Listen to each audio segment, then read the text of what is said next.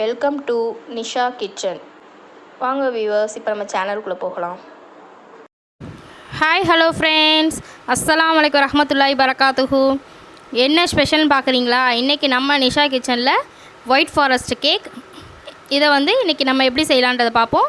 வாங்க வியூவர்ஸ். இதுக்கு இப்போ நம்ம ஃபஸ்ட் ஆஃப் ஆல் ஒரு 4 முட்டை நம்ம சேர்த்துக்கலாம் ஒரு பவுலில்.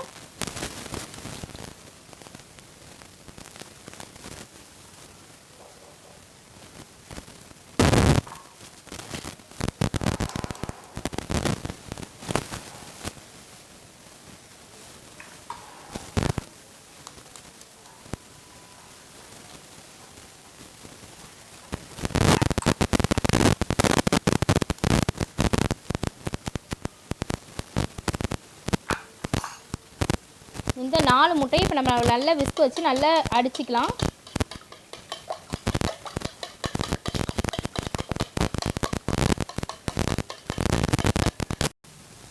முட்டை நல்லா நம்ம அடித்தாச்சு. இப்போ 1 கப் அளவு நம்ம பொடி பண்ண சுகர் சேர்த்துக்கலாம். மிக்சியில் பொடி பண்ணி எடுத்துக்கலாம். அந்த சுகரை இப்போ நம்ம இதுக்குள்ளே ஆட் பண்ணி இதையும் நல்லா நம்ம மிக்ஸ் பண்ணிக்கலாம்.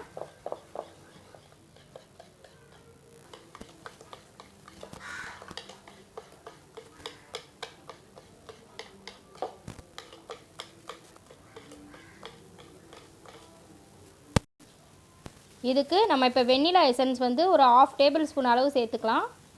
வெண்ணிலா எசன்ஸ் ஒரு 1/2 டேபிள் ஸ்பூன் சேர்த்துருக்கு. கூடவே 3 டேபிள் ஸ்பூன் அளவுக்கு ஆயில் சேர்த்துக்கலாம்.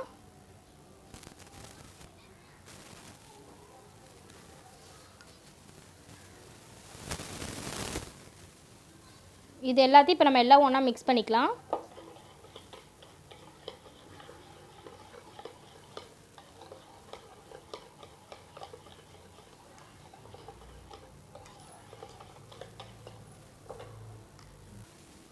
இது கூடவே நம்ம 1 டேபிள் ஸ்பூன் அளவுக்கு வினிகர் சேர்த்துக்கலாம்.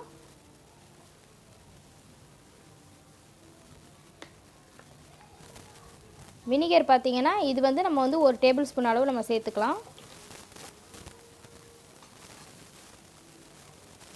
கூடவே 1 பிஞ்ச் சால்ட் சேர்த்துக்கலாம்.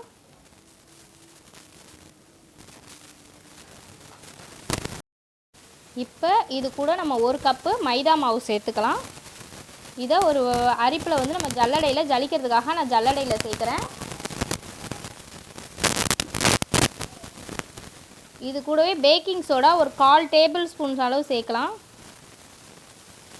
ஒரு 1/4 ஸ்பூன் பேக்கிங் சோடா,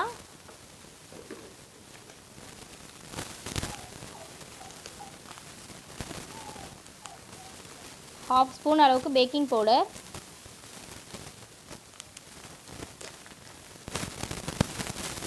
இது எல்லாத்தையும் நம்ம இப்போ ஜலிச்சு இதோட நம்ம சேர்த்துக்கலாம்.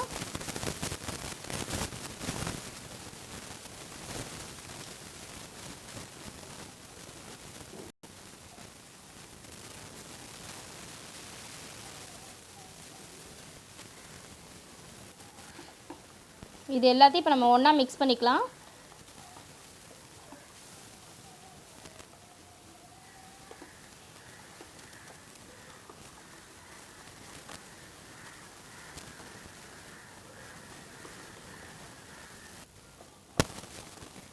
இப்போ மாவு நல்லா நம்ம மிக்ஸ் பண்ணிக்கிட்டோம். கேக்குக்குள்ள பேட்டர் இப்போ நல்லா மிக்ஸ் ஆகிடுச்சு. இதுக்கு நான் ஆல்ரெடி ஏற்கனவே ஒரு தோசைக்கல் ப்ரீ ஹீட் பண்ணுறதுக்காக நான் அடுப்பில் வச்சுருக்கேன். அது ஹீட் ஆகிட்டுருக்கு. அதுக்கு மேலே நம்ம ஒரு குக்கரில் டேரெக்டாகவே இன்றைக்கி நம்ம கேக் ப்ரிப்பேர் பண்ண போகிறோம். இதை இப்போ நம்ம குக்கருக்கு மாற்றிடலாம் இந்த பேட்டர்னை. இப்போ ஒரு குக்கர் பேன் எடுத்துருக்கு. அது உள்ள நம்ம கொஞ்சமாக ஆயில் சேர்த்துக்கலாம். ஆயில் சேர்த்து நம்ம எல்லா இடமும் ஸ்ப்ரெட் பண்ணி விட்டுக்கலாம் ஆயிலை.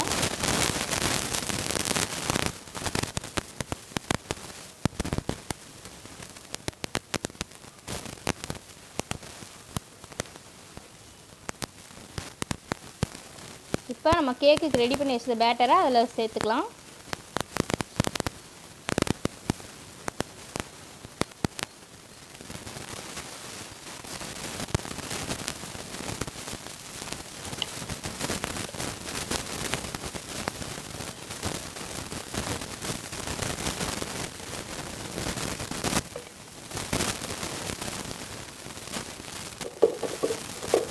இந்த குக்கரை நம்ம லைட்டாக டேப் பண்ணி விட்டுக்கலாம்.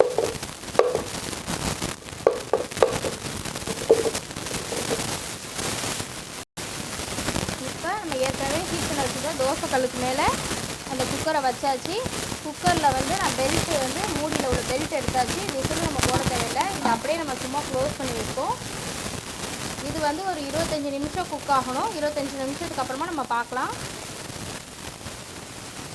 நெக்ஸ்ட்டு கேக் ரெடி ஆகிறதுக்குள்ளே நம்ம இதுக்கு வந்து சுகர் சிரப் வந்து கொஞ்சம் ரெடி பண்ணிக்கலாம். அதுக்கு ஒரு சின்ன கிண்ணம் அடுப்பில் வச்சுருக்கு.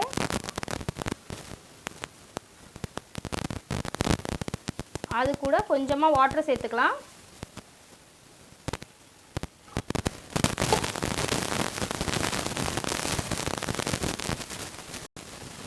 அது கூட நம்ம ஒரு 6 டேபிள் ஸ்பூன் அளவுக்கு சுகர் சேர்த்துக்கலாம்.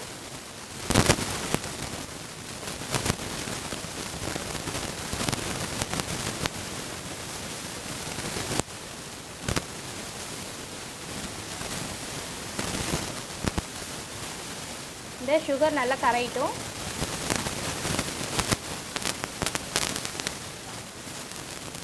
இது எதுவும் பக்குவம்லாம் கிடையாது. சுகர் கரையிற வரைக்கும் தான். சுகர் கரைஞ்சோன்னா நம்ம அடுப்பை ஆஃப் பண்ணிடலாம்.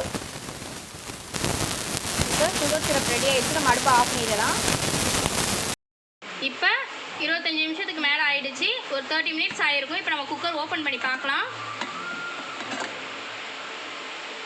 பாருங்கள், நம்ம வச்சு இந்த கேக் வந்து ரெடி ஆகிடுச்சு. இப்போ நம்ம அடுப்பை ஆஃப் பண்ணிடலாம்.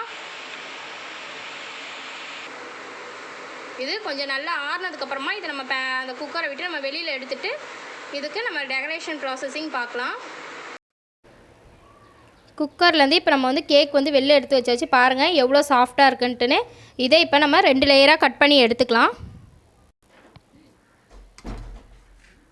இது ஒரு நல்ல நீட்டு நைஃபாக வச்சு நம்ம வந்து 2 லேயராக கட் பண்ணி எடுத்துக்கலாம்.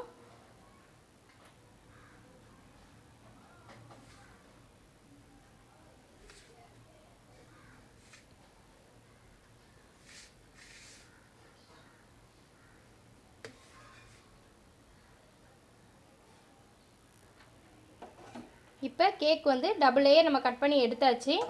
இப்போ நம்ம க்ரீம் வந்து அதில் ஸ்ப்ரெட் பண்ணலாம். கேக்கில் ஃபஸ்ட்டு நம்ம பிளேட்டில் கொஞ்சம் க்ரீம் வச்சுக்கலாம்.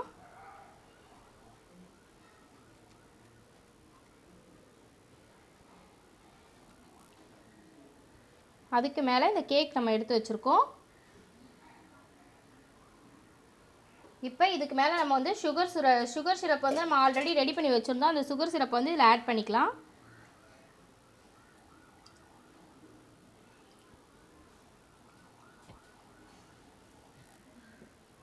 சுகர் சிரப்பை ஆட் பண்ணியாச்சு. இதுக்கு மேலே வந்து நம்ம வந்து க்ரீம் வந்து ஸ்ப்ரெட் பண்ணலாம்.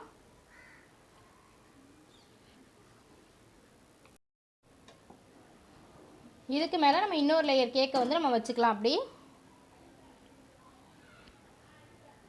இதுக்கு மேலேயே நம்ம லைட்டாக சுகர் சிரப் வந்து ஆட் பண்ணிக்கலாம். இதுக்கு மேலேயே நம்ம ரெண்டாவது க்ரீம் அப்படியே அப்ளை பண்ணிக்கலாம். இது வந்து ஹோம்மேடாக நம்ம வீட்டில் செஞ்ச க்ரீம் கிடையாது.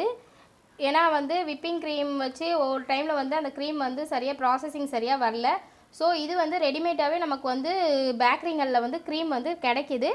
ஸோ உங்களுக்கு என்ன ஃப்ளேவரில் என்ன கலர் நம்ம வந்து இப்போ ஒயிட் கலர் வேணால் ஒயிட்டு, இல்லைனா கலர்ஸில் எதுவும் வேணும்னா கூட நம்ம பேக்கரியில் வாங்கிக்கலாம். வாங்கி டேரெக்டாக நம்ம அப்படியே அப்ளை பண்ணிக்கலாம்.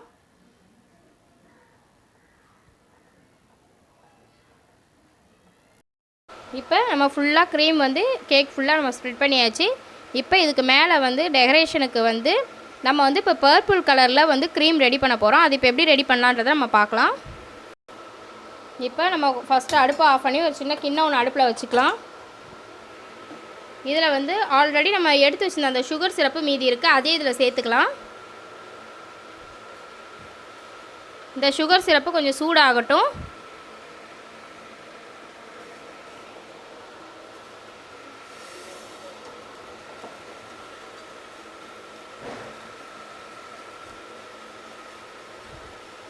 இந்த சுகர் சிரப் ரெடி ஆகிடுச்சு, கொஞ்சம் சூடாகிடுச்சு. இது கூட வந்து நம்ம ஒரு 2 டேபிள் ஸ்பூன் அளவுக்கு கார்ன்ஃப்ளவர் மாவு வந்து நம்ம சேர்த்துக்கலாம் தண்ணியில் கரைச்சிட்டு.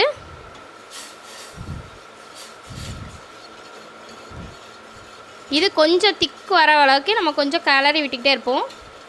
இது கொஞ்சம் திக்காகணும் இந்த கார்ன்ஃப்ளவர் மாவு.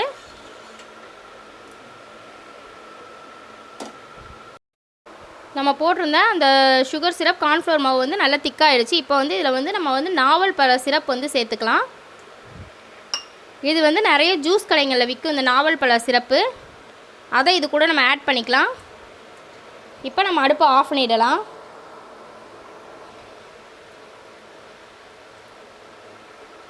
இதே நாவல் பழ சிரப் தான் நம்ம வந்து இப்போ அந்த விப்பிங் க்ரீமில் வந்து அதையும் நம்ம ஆட் பண்ணி நம்ம பர்பிள் கலரில் கேக்குக்கு வந்து நம்ம டெக்கரேஷன் பண்ண போகிறோம்.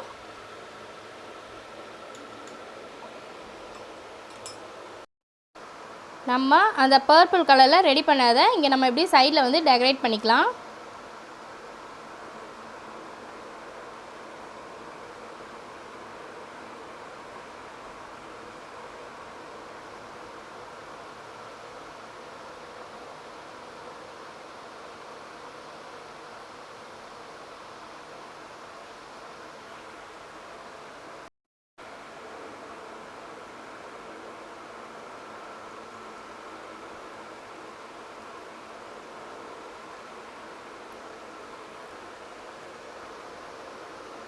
இப்போ நம்ம க்ரீம் வச்சு எல்லாம் டெக்கரேஷன் பண்ணியாச்சு. இப்போ மேலே நம்ம செர்ரி பழம் வச்சிடலாம்.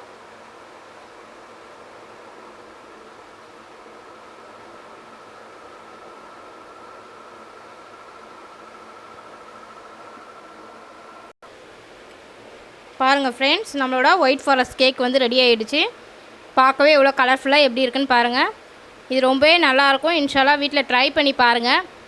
இது நினைக்கலாம், இது என்ன, இது வெளில போய் கடையில் வாங்கி சாப்பிட்டு போயிடலாம், இது இவ்வளோ வேலை பார்க்கணுமேன்ட்டுன்னு. இருந்தாலும் நம்மளே ஒரு தடவை ட்ரை பண்ணி பார்க்குறதுன்றது இன்னும் கொஞ்சம் நல்லாயிருக்கும். ஸோ அதுக்காக தான் இந்த வீடியோ. இன்ஷால்லா கண்டிப்பாக ட்ரை பண்ணி பாருங்கள் ஃப்ரெண்ட்ஸ். அஸ்ஸலாமு அலைக்கும் வரஹ்மத்துல்லாஹி பரகாத்துஹு.